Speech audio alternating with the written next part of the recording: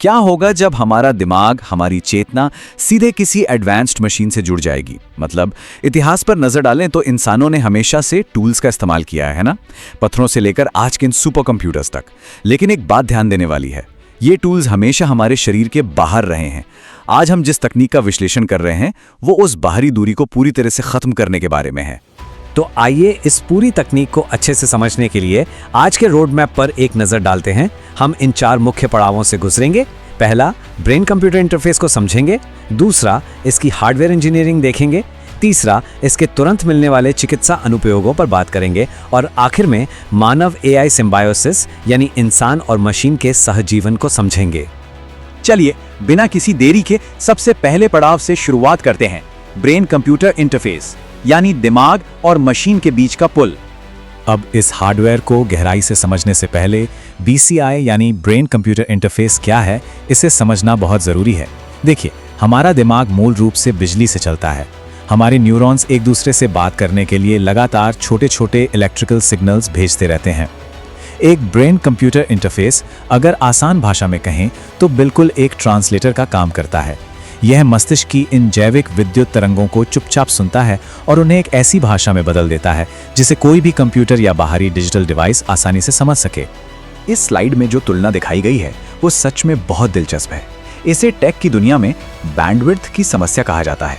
आज हम कितनी भी तेजी से सोच लें, लेकिन उस जानकारी को फोन या कंप्यूटर तक पहुंचाने के लिए हमें अपने इन्हीं अंगूठों पर निर्भर रहना पड़ता है।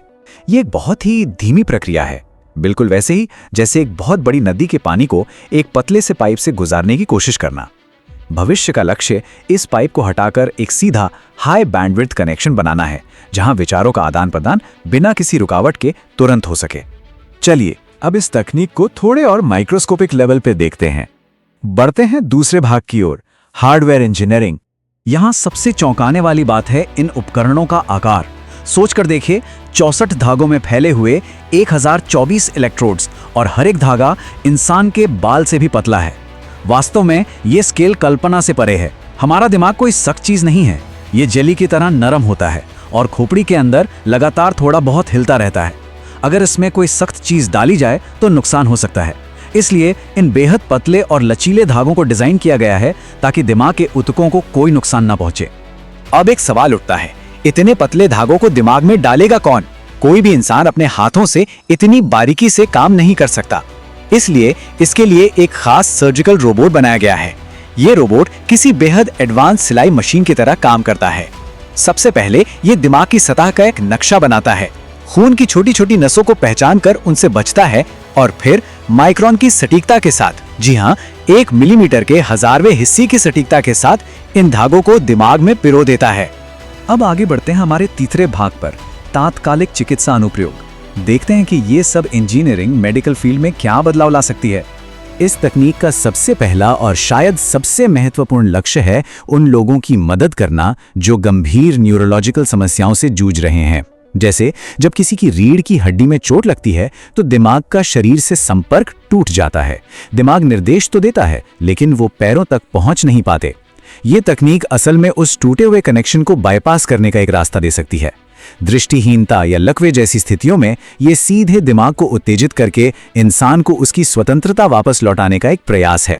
तो ये सिस्टम काम कैसे करता है? ये सीधा हमारे दिमाग के इलेक्ट्रिकल सिग्नल्स, जिन्हें न्यूरल स्पाइक्स कहते हैं, उन्हें पढ़ता है। जरा कल्पना कीजिए, कोई व्यक्ति जो शारीरिक रूप से बिल्कुल हिलडुल नहीं सकता, वो केवल सोचकर कंप्यूटर स्क्रीन पर कर्सर घुमा रहा है, इंटरनेट चला रहा है या किसी रोबोटिक हाथ को कंट्रोल कर रहा है। कोई जादू नहीं, बस दिमाग के बिजली के सिग्नल्स को रिकॉर्ड करके उन्हें डिजिटल कमांड्स में बदलने की एक अद्भुत प्रक्रिया है। चलिए अब अपने अंतिम और सबसे दूरदर्शी हिस्से की ओर बढ़ते हैं, मानव एआई सिम्बायोसिस। यहाँ हम मेडिकल इलाज से बहुत आगे की बात कर रहे हैं। यहाँ एक दार्शनिक और विकासवादी छलांग की बात हो रही है। सिम्बायोसिस यानी सहजीवन का मतलब है इंसान की बायोलॉजिकल इंटेलिजेंस और मशीनों की आर्टिफिशियल इंटेलिजेंस का एक हो जाना। ये विचार तकनीक को सिर्फ हमारे हाथ का एक टूल नहीं, बल्कि हमारी अपनी सोच का एक अटूट हिस्सा बना देता है। इसके पीछे का मुख्य तर्क ये है कि एआई तकनीक जिस अविश्वसनीय रफ्तार से आगे बढ़ रही है, उसमें अगर इंसान अपनी जैविक सीमाओं में ही बंधे रहें तो हम बहुत पीछे छूट सकते हैं। तो ये तकनीक इंसानों की दिमागी क्षमता और डेटा प्रोसेस करने की गति को बढ़ाने के एक तरीके के रूप में पेश की गई है, ताकि इंसान और एडवांस होती आर्टिफिशियल इंटेलिजेंस के बीच एक बेहतरीन संतुलन बना रहे। और इसी के साथ हम आज के इस विश्लेषण के अंत में एक बहुत ही गहरे सवाल पर पहुंचते हैं। विचार कीजिए, जब हमारी यादें, हमारी सोचने की गति और मशीनों का असीमित डेटा एक साथ मिल जाएंगे, तो हमारा स्वयं कहां खत्म होगा और कंप्यूटर कहां से शुरू होगा? यह केवल एक तकनीकी सवाल नहीं है, बल्कि यह आने वाले समय में इंसान होने की परिभाषा ही तय करेगा। इस जटिल लेकिन बेहद रोमांचक विषय को समझने के सफर में साथ जुड़ने के लिए बहुत बहुत धन्यवाद। भविष्य सच में बहुत तेजी से हमारी ओर आ रहा है और इसके लिए तैयार रहने का सबसे अच्छा तरीका है इसे स्पष्ट रूप से समझना।